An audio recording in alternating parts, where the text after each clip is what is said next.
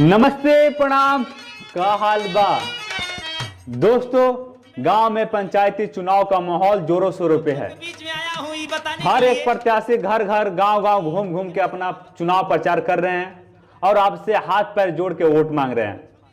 तो आप इनके दिखावटी प्यार मोहब्बत में ना फंसे। आप लोग जिता दीजिए। मैं इसी पे दो लाइन बोलता हूँ। कि हम बहुत कुछ करके दिखा देंगे। पंचायती चुनाव में उम्मीदवार कई हैं। पंचायती चुनाव में उम्मीदवार कई हैं।